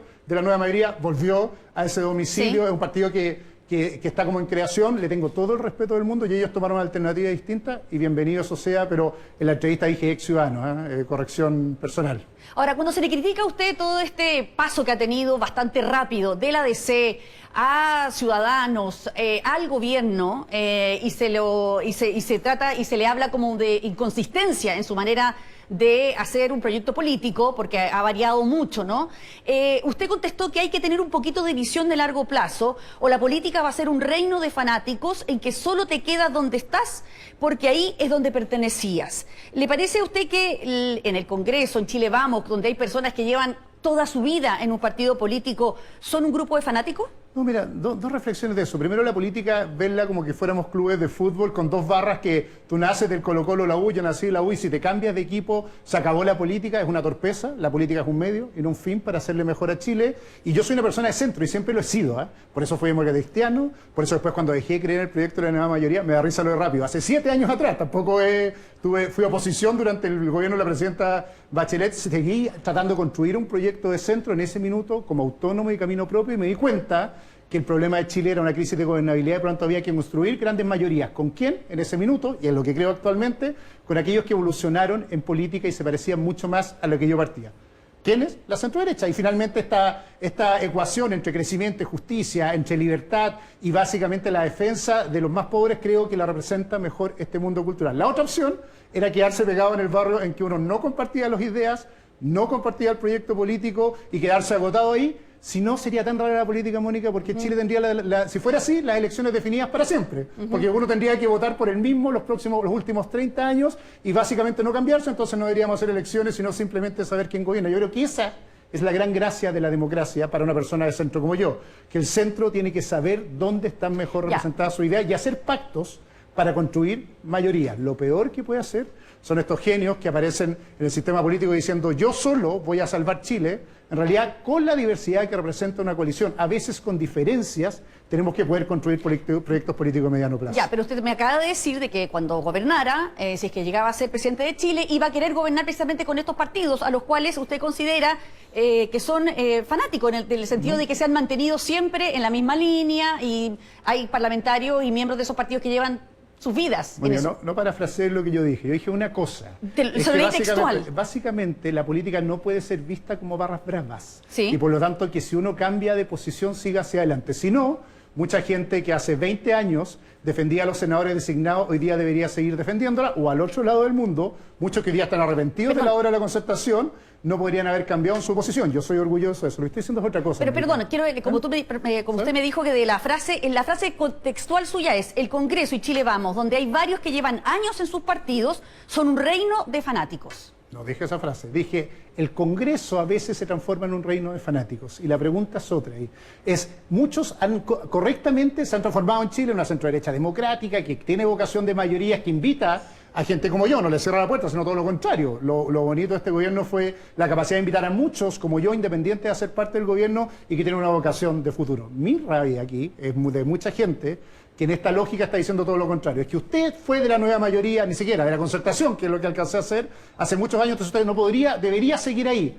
Y la respuesta es al revés. Acá hay una apertura cultural a recibir mundos distintos con vocación de mayoría. Al otro lado, siento que había una vocación de minoría, en que en realidad la gran tesis que se comió ese mundo, que es que hay que refundar Chile, ha sido incapaz de absorber de mejor manera el mundo reformista como el mío, y en la centro derecha eso no ha pasado, sino todo lo contrario. La mejor muestra es que pude ser ministro, presidente de un banco, y todo este apoyo que me han dado para ser parte de una coalición. Yo creo que esa es la gran diferencia. Lo que no espero de mí es que esperen que yo, aunque no esté de acuerdo, como muchos, digan que tenemos que poner matices dentro de una coalición en que uno no se siente representado, sino prefiero mucho más dentro de esta coalición, tratar de darle gobernabilidad y ser parte de quienes construyen una agenda de futuro adentro. Igual que usted está pidiendo participar en la primaria de Chile Vamos, hay otros que también lo están pidiendo, como José Antonio Cast. ¿Usted estaría de acuerdo con participar con él en una primaria de todo Chile Vamos? Primero, esa decisión no la tomo yo, no soy dueño, no tengo partido, es una decisión que tienen que tomar los partidos políticos. Ya, pero yo si tiendo a creer en coaliciones mayoritarias que tengan la mayor amplitud posible, pero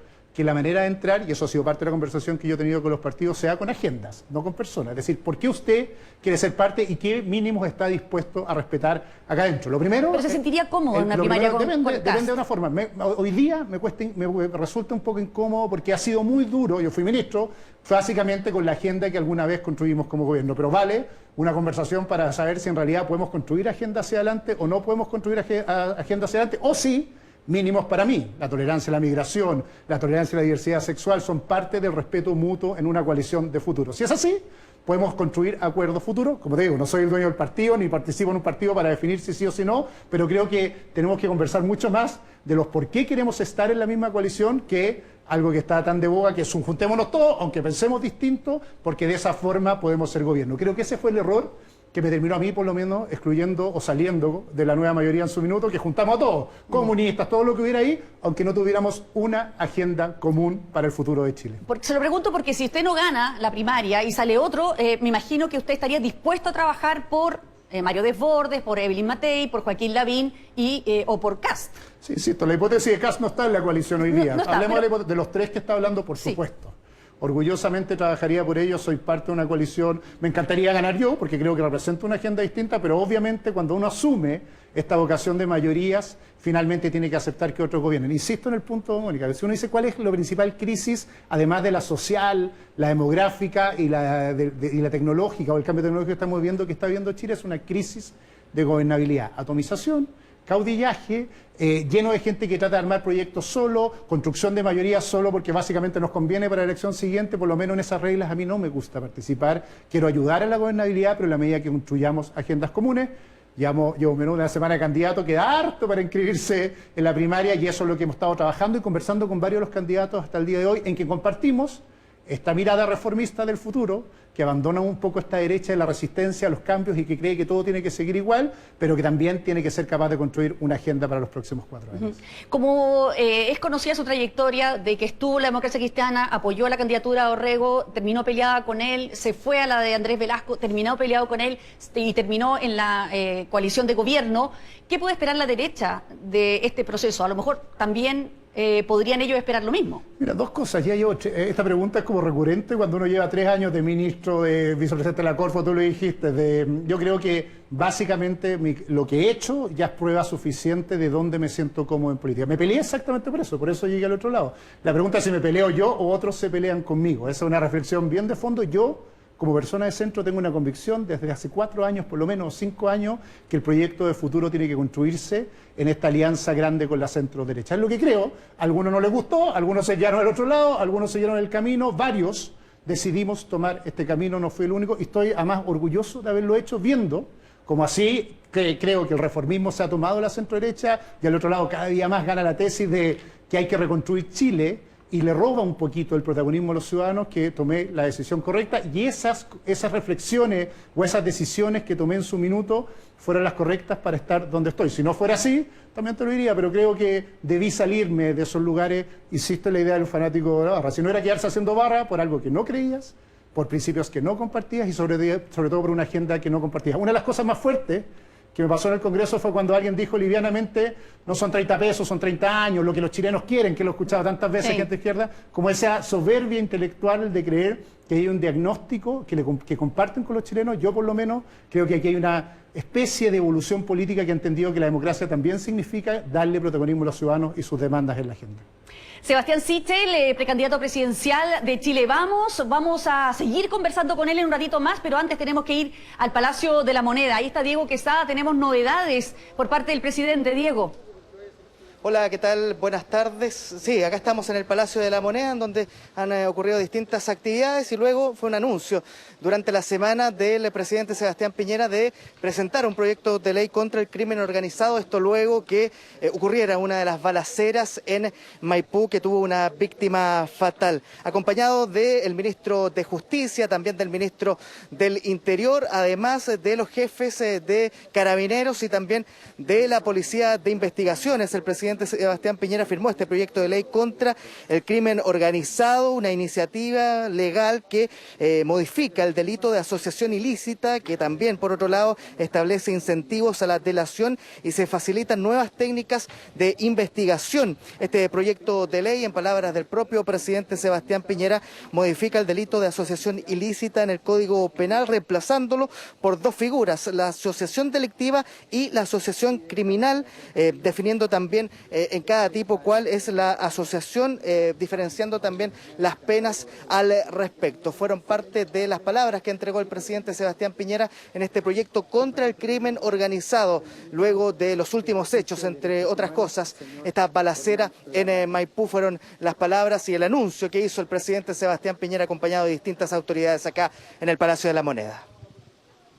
Hoy vamos a firmar un proyecto de ley para combatir las bandas delictuales, para combatir el crimen organizado, que va a dotar a nuestras policías, a la Fiscalía y a los tribunales de justicia de nuevos y más poderosos y más eficaces instrumentos para combatir este flagelo y para incrementar las penas asociadas a estos delitos.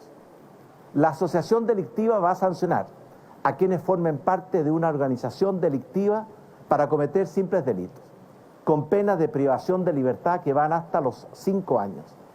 La asociación criminal va a sancionar a quienes formen parte de una organización delictiva para cometer crímenes, con penas de privación de libertad que llegan hasta los 10 años. Proyecto de ley entonces que modifica el delito de asociación ilícita, entre otras cosas, parte de los anuncios esta jornada acá en el Palacio de la Moneda, Mónica. Muy bien, muchas gracias Diego Quesada por esa información desde el Palacio de la Moneda. Nosotros seguimos acá con el precandidato presidencial de Chile Vamos, Sebastián Sichel. Finalmente nos quedan muy pocos minutos, se nos fue volando el rato de entrevista. Su proyecto político, ¿qué lo diferencia usted de Lavín, de Matei y de Desbordes? No, dos cosas esenciales. Lo primero, hay 4 cambios que está viendo Chile que están afectando demasiado fuerte a la clase media. Un cambio tecnológico brutal que está generándolo fuera de la perspectiva de desarrollo, un cambio climático que está afectando la forma de producir, un cambio social en que hay sobredosis de representación política, gente elegimos y la gente no participa en la toma de decisiones colectivas, y un cambio demográfico que ha hecho que los adultos mayores y los migrantes sean el gran tema que viene del país. ¿Cuál es la gran diferencia? Que más que conversar hacia atrás, yo quiero conversar de estos 4 grandes cambios. Yo creo que algunas de estas lecturas las compartimos con algunos de ellos, pero ¿cómo quiero conversarlo? Lo primero, poniendo la prioridad en la pega del Estado. Yo creo que mientras el Estado no haga bien la pega, no hay ninguna posibilidad o solución para volver a hablar de una agenda que enfrente estos cambios hacia adelante. Lo loco de este país es que tenemos modernidad, pero tenemos un Estado premoderno y que te demoras 4 meses en sacar un registro social de hogares o meses en pagarte una licencia en la Compini, y por lo tanto tenemos que resolver el primer conflicto, que es quien te ayuda a enfrentar estos cambios del Estado y no funciona. Lo segundo, que hay un desafío grande del mercado futuro que tiene que basarse en emprendimiento brutalmente, y eso requiere un Estado que más bien apoya, fomenta y no es neutro respecto al apoyo general. Y tercero, una clase política que es capaz de dejar de hablarse al ombligo todo el día, o una élite en general, y que entiende mucho mejor que ponerse bototo, ir a una fila, dar las peleas que hay que dar a veces con los grupos de interés al interior de las organizaciones. Es más valioso en la medida que trabajemos por el que está al otro lado del mesón y no por nosotros mismos o lo que hacemos en la política. Muy bien, muchas gracias Sebastián Sichel por Muchas habernos gracias a ti. acompañado esta mañana aquí en Mesa Central Domingo. Y no te conté lo que hablé con mi señora, se lo No, dejo. no. Muy bien. Muy bien, nosotros vamos a hacer una breve pausa todos los domingos también con nuestra sección Quiero ser constituyente, con 3 candidatos que quieren ser parte de los 155 que quieren escribir nuestra nueva constitución. Nos acompañan en esta jornada y puedo empezar por cualquier orden porque no es paritario este panel, no hay mujeres. Clemente Pérez, abogado, máster en políticas públicas, independiente, exdemócrata cristiano, que va con el apoyo de Progresismo con Progreso por el Distrito 8. Clemente, buenos Así días. es. Hola, Mónica. Buenos También días. estamos con Silvio Cayosi, destacado cineasta, independiente, representante de la lista Creadores de Arte y Cultura, Distrito 10. Así Bienvenido, buenos días. Y también nos acompaña hoy día José Sanfuentes, conocido ex dirigente comunista, hace años independiente, que va con el apoyo del Partido Liberal por el Distrito 11. Muy bienvenido. Primera pregunta para todos. ¿Por qué quieren ser constituyentes? ¿Por qué están en esta batalla? Empezamos con José. Mira, yo estoy convencido que Chile vive unos tiempos muy singulares. Vienen cambios muy profundos en la sociedad. Creo que va a haber un cambio muy importante con la constituyente y también un cambio de gobierno muy significativo. Mira, 30 años, como dicen los jóvenes, no pasan en vano y han sido, de un lado, buenos para la libertad, para el crecimiento, pero de otro lado, muy malos para el pueblo, porque se han hecho el crecimiento a costa del pueblo. Fíjate que tenemos al 85% de la población que vive con menos de 550.000 pesos, el 55% menos de 300.000 pesos. El promedio de los jubilados es 200.000 pesos. No puede ser que Chile siga así. Entonces, ¿por qué quiero ser constituyente? Porque hay que cambiar radicalmente esto. Y no se trata de un cambio de destruir Chile y armar un Chile distinto y refundarlo. No, son cosas simples. Mire, afirmar la libertad, afirmar la democracia, pero hacer profundos cambios sociales, terminar con la AFP por de pronto, que es un sistema que a mi juicio es una estafa legal, ¿no? Seguro único de salud. Es decir, hacer lo que cualquier país civilizado tiene que hacer en cuanto tiene los niveles de desarrollo que tiene Chile. Yo diría lo siguiente, además de en la constituyente vamos a organizar la distribución del poder, las normas de la convivencia, Sí. Hay una oportunidad única, es el tiempo, las constituciones son hijas de su tiempo, es el tiempo de los derechos sociales, es el tiempo de garantizarle al país una vida razonablemente buena para todos. Y eso en Chile, quiero decirlo francamente, hay mucha plata para hacerlo. El que me diga que no es posible está mintiendo. Hay dinero para hacerlo. Vamos a ver si son temáticas propias de una constitución, lo analizamos más adelante, pero vamos con Silvio. ¿Por qué quieres ser constituyente? Yo no quería. ¿No querías? No. ¿Quién No te quería, obligó entonces? Pero mira, súper simple. Nunca he estado en ningún partido político. He sido independiente como el Café independiente. Sí. Y sencillamente una vez me llama un colega, director de cine, por teléfono, me dice, tú tienes que estar en la constituyente. Le dije, no, chao. Después me vuelve a llamar, al tercer día me vuelve a llamar, al cuarto día me llama de nuevo y me dice una frasecita que me dijo, lo que pasa es que este es un acto, un momento histórico para poder colocar en la nueva constitución la cultura y el arte. Y dije, wow, tiene razón, porque la constitución actual tiene en el fondo de las preferencias la cultura y el arte, justamente, al final de todo. Entonces, ¿nuestra propuesta cuál es? Pero está incluida. Oh, por favor. Cultura, ¿sabes lo único que habla la actual constitución? Dice Artículo libertad 19. de expresión. Libertad de expresión, ya. Entonces somos libres para decir lo que queramos. Pero de ahí a que lo que decimos salga y se sepa, es otro cuento. Entonces, no hay tampoco fomento a que la gente piense, cree, imagine cosas, se llene de humanidad, no hay nada de incentivo. Usted dice, ya, sea libre para decir lo que quiera, pero nosotros no lo vamos a ayudar en nada. Eso dice la actual Constitución. El texto dice la libertad de crear y difundir las artes, así como el derecho de autor. Por eso. Y el derecho de autor también te dice, tiene libertad para difundir el derecho de autor, ¿no es cierto? Ya. Pero Resulta que nosotros, para conseguir la ley de cine, con esa constitución estuvimos, no sé, 10, 12 años peleando para la ley de cine del cine mismo, y después del derecho a autor, fue otro tanto. Y para que tú sepas, hasta el día de hoy, el derecho a autor de los audiovisualistas, guionistas, directores, todavía no recibimos ni un centavo, a pesar que la ley se aprobó hace 3 años atrás. No se activa. Entonces es muy fácil una constitución que dice, ya, tengan esto, pero después no lo desarrolla. No lo ejecuta. Exacto, no lo pone efectivo, no lo refuta, no lo profundiza, no hace nada. Por eso yo te insisto, arte y cultura en nuestra actual constitución está al fondo de las preferencias de la constitución. Son las únicas 2 cosas que dice. Y cultura es mucho más amplio que eso, la cultura es transversal, la cultura tiene que estar en economía, tiene que estar en todo. ¿Te fijas? Esa es nuestra postura. Clemente. Bueno, porque creo que puedo hacer un aporte. Yo soy abogado, especialista en temas de derecho público, en derecho ambiental, me he dedicado a promover las energías renovables y tengo una larga trayectoria de servicio público que creo que también sirve mucho para redactar una nueva constitución. Y quiero una constitución que sea normativa, siguiendo una clasificación de constituciones, es decir, que todos la sintamos como nuestra. Eso es fundamental para que sea obedecida, sea protegida, sea respetada. Eso es lo más importante, que sea una constitución democrática, como digo, querida por todos, a diferencia de la constitución de hoy día. Y no pienso en que la hoja en blanco signifique partir de cero. Creo que hay que rescatar mucho de la constitución actual y de las constituciones anteriores también, y del constitucionalismo mundial, y agregarle mucho, sobre todo en materia de derechos económicos, sociales y culturales. El tema de la cultura, como dice Silvio, un tema central para mí es el tema de la ciudad, el derecho a la ciudad y a la equidad territorial. Yo estaba conversando en Maipú, la gente está asustada con el tema de la violencia, los tiroteos, las balaceras. Esa es una falta de equidad, porque eso pasa en algunas comunas y no en otras.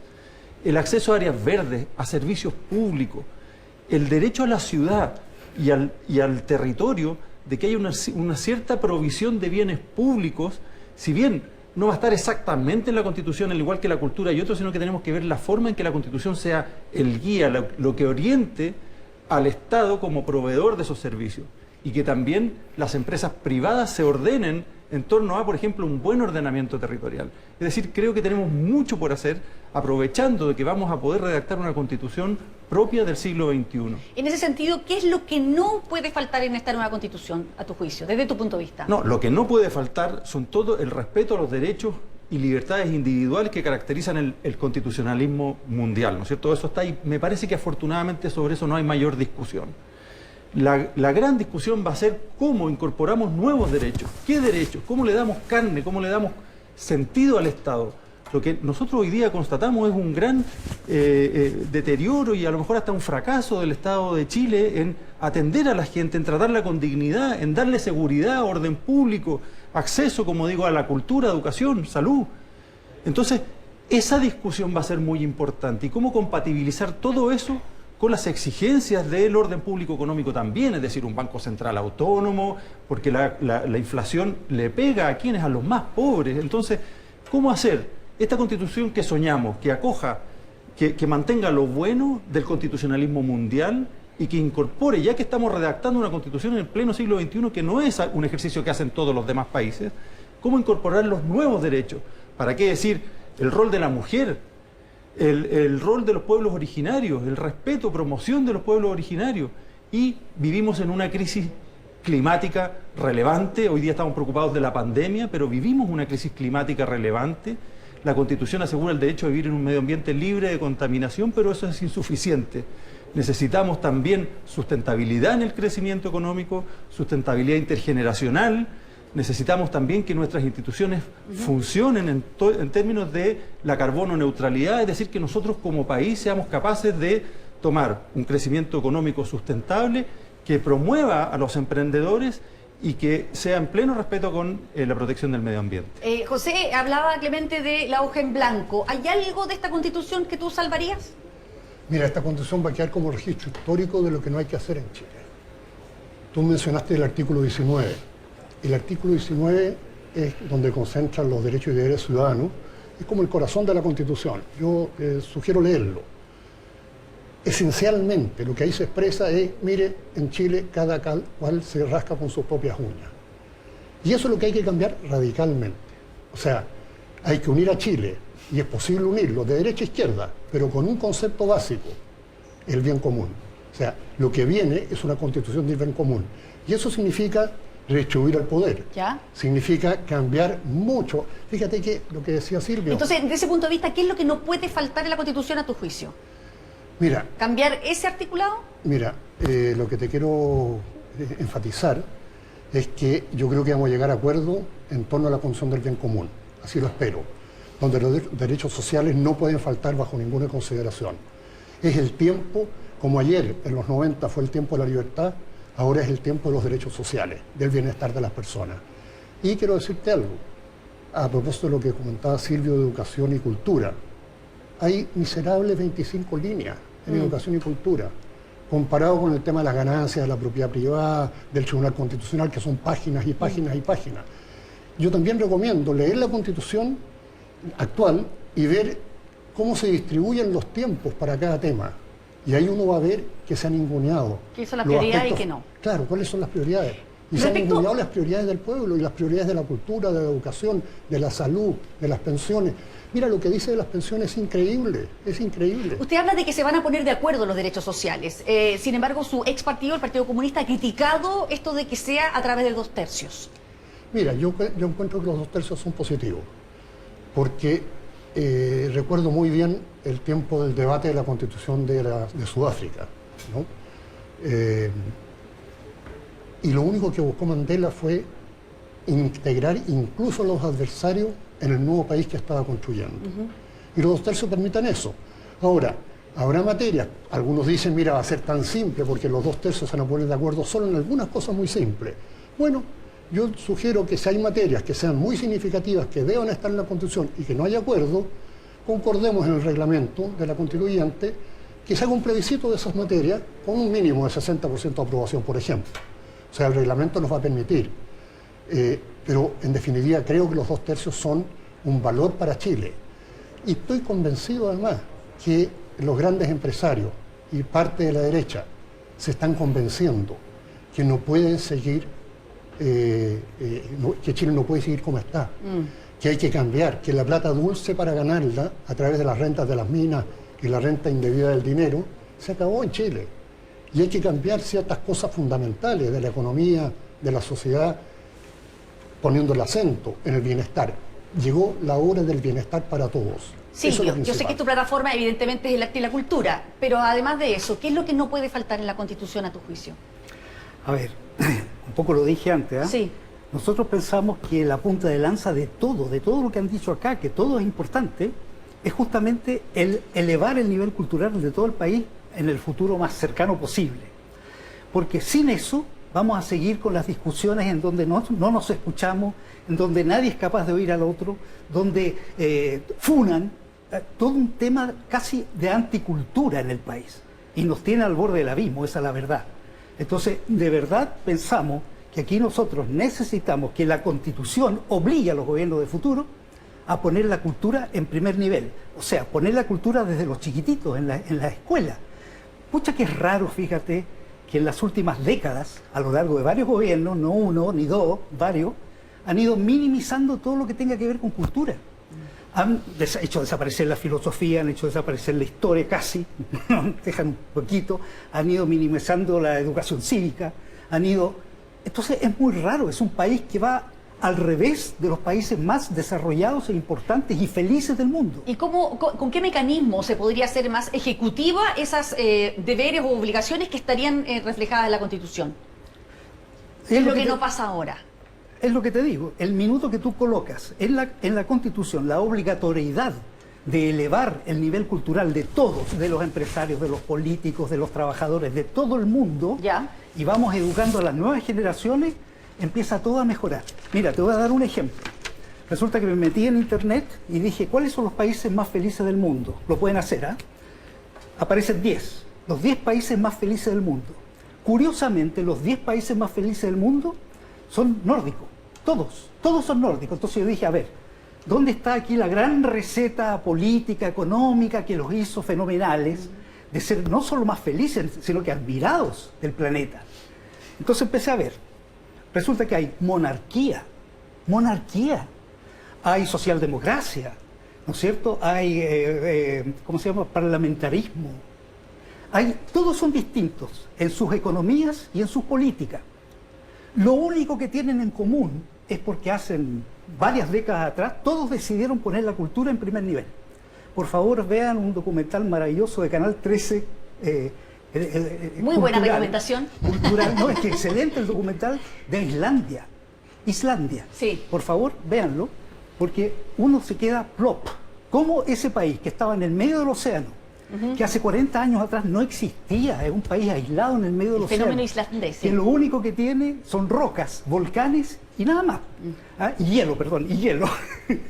Ese país, que era pobre, era nada, era abandonado, decidieron culturizarse, decidieron darle relevancia a las artes, relevancia a la cultura en todos los oficios, y hoy día está dentro de los 10 más felices y más desarrollados del planeta. Entonces, de verdad, para nosotros es un tema fundamental. ¿Cómo les ha ido en la parte práctica de este proceso? ¿Están todos recolectando firmas? No, en mi caso tengo firmas suficientes, ya tengo como 500 adherentes, pero para trabajar en la campaña. Pero me ofrecieron gentilmente partidos del Frente Amplio. Yo, participé en la campaña de Beatriz Sánchez, apoyé su programa. Ya, entonces tú vas con partido, básicamente. Claro, y el Partido Liberal me ofreció un cupo para ir en su lista. ¿El mismo caso tuyo, Clemente? Yo estoy juntando firmas. ¿Ya? Las firmas se juntan a nivel personal, así es que estamos haciendo el esfuerzo. En distintos distritos, en verdad. Yo estoy en el distrito 8, Maipú, Pudahuel, Estación Central, Cerrillo, Lampa, Colina, Quilicura, Tiltil, es enorme. Estoy muy contento porque yo quería esto de tener la oportunidad de conversar con mucha gente. Así que estoy en eso, juntando firmas, lo que no quiere decir que me niegue a después hacer alianzas, porque vamos a tener que hacer alianzas. Yo no creo en esto de, y es imposible ir solo contra listas completas de 7, 8 candidatos, de partidos, con concejales, con alcaldes. Es posible que hagamos alianzas. Yo estaba conversando con distintos movimientos, hay muchos candidatos independientes con los que hemos estado conversando. O sea, van a ser grupos de candidatos independientes para hacer listas. Ese sería el ideal, esa es ¿Ya? una opción. Por ejemplo, en Las Condes va Mariana Elwin con Manuel Inostroza, Tomás Recart, es decir, son independientes que están juntando y que ya ellos ya tienen más o menos armada una lista.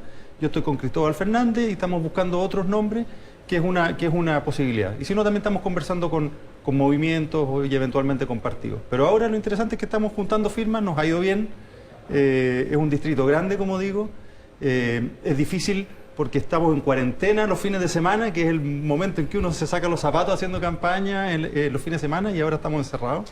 Pero ha sido una buena experiencia. Oye, ¿y te ha traído costos el episodio? ¿Esto no aprendió? Sí, el famoso... Mira, porque la famosa lo vi que frase. lo usaste en la campaña. Sí, porque mira, a mí me han hecho harto bullying por el cabrón no aprendió. Yo reconocí desde un momento en que obviamente no vi venir el estallido social, fue doloroso, y me lo tomé con humildad, creo que fue un baño de humildad. Lo conversé con mis niños después fueron a la marcha y me mandaron fotos, y yo la publiqué en redes sociales, siempre me lo tomé con buena leche, digamos, reconociendo el error, y siempre también diciendo que había una intencionalidad mía en eso, junto con reconocer que no lo vi venir, y lo admito. También siempre reconozco la intencionalidad que por mi parte era oponerme a la violencia. Yo fui presidente del metro, vi lo que costó que creciera el metro precisamente hacia las comunas de Pudahuel, Maipú, y sentí que saltarse los torniquetes, pegarle a los guardias, era violento romper el metro, y más aún después, que fue posterior a mis declaraciones, pero más aún prenderle fuego al metro, a mí me dejó muy dañado, porque siento que precisamente el metro es un instrumento de generación de esta equidad territorial de la que yo estaba hablando.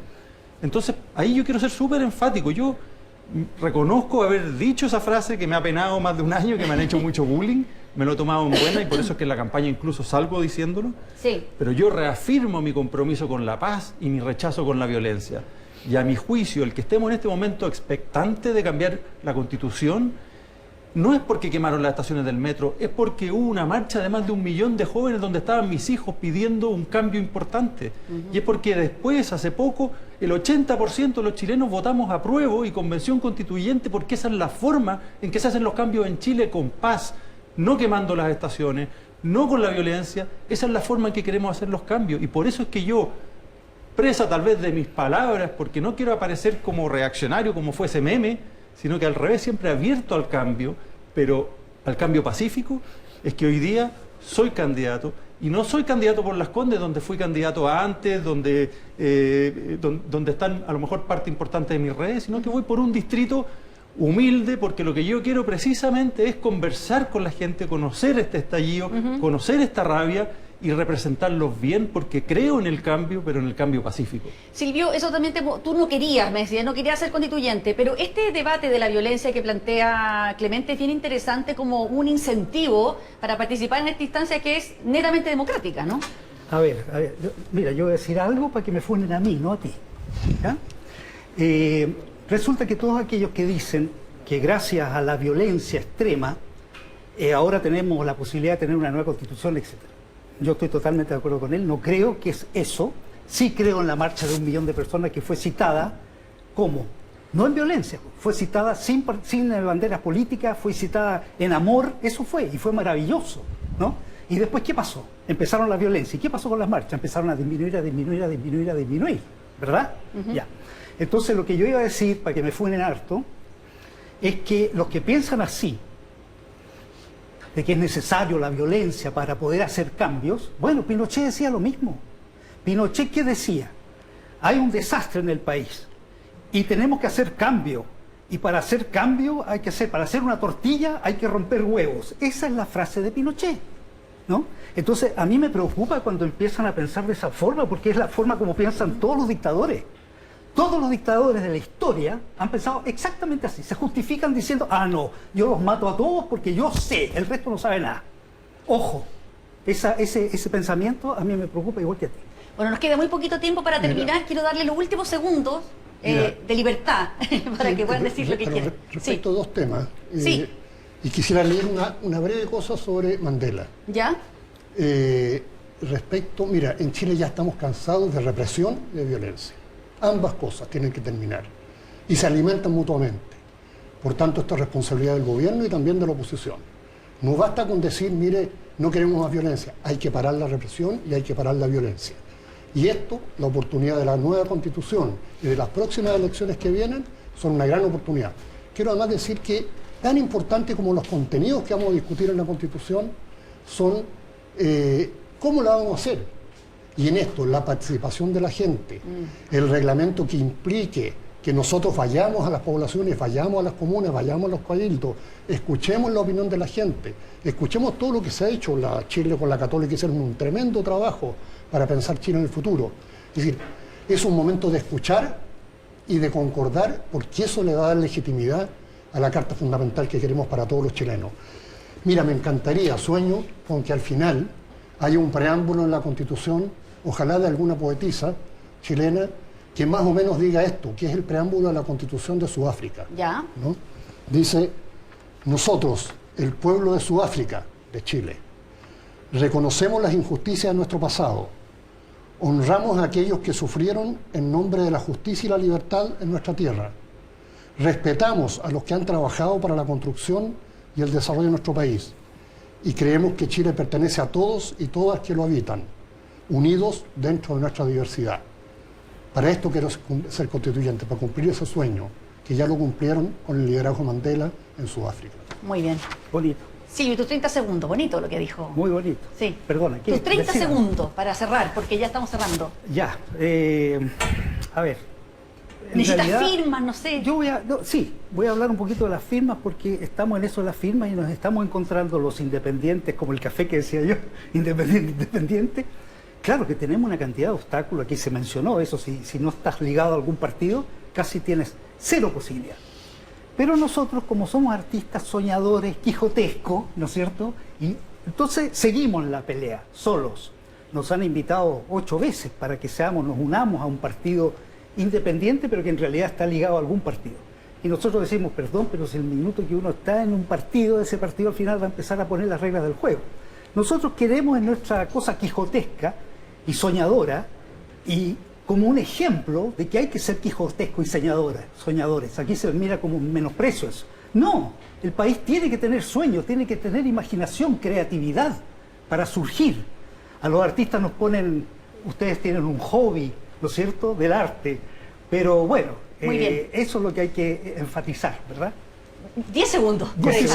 Ganó la apruebo por un 80%, eso fue maravilloso, pero también ganó la convención constituyente por un 80%. Esto es un tremendo rechazo a los parlamentarios. La gente quiere una convención constituyente sin parlamentarios.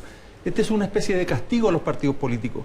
Yo creo en los partidos políticos, son necesarios en democracia, pero así como hablamos de los derechos en la Constitución, también tenemos que hablar de que el Ejecutivo y el Legislativo, donde están los partidos políticos, funcionen bien. No puede ser que haya tiroteos en Maipú, en Cerrillo, y aparezcan varios proyectos de ley congelados en el Senado y en la Cámara porque los parlamentarios están dedicados a hacer ofertones, están dedicados a otras cosas en vez de oír a la gente. Basta escuchar a la gente y darse cuenta que, por ejemplo, la agenda de seguridad, se tiene que construir una agenda de seguridad entre el Ejecutivo y el Legislativo que le dé seguridad a la gente. Sin seguridad no existen los derechos. Ese es un llamado. Tenemos que irnos corriendo porque ahora vienen las noticias. Muchas gracias a nuestros constituyentes de hoy, Clemente Pérez, Silvio Cayós y José Sanfuentes. En el final de este Mesa Central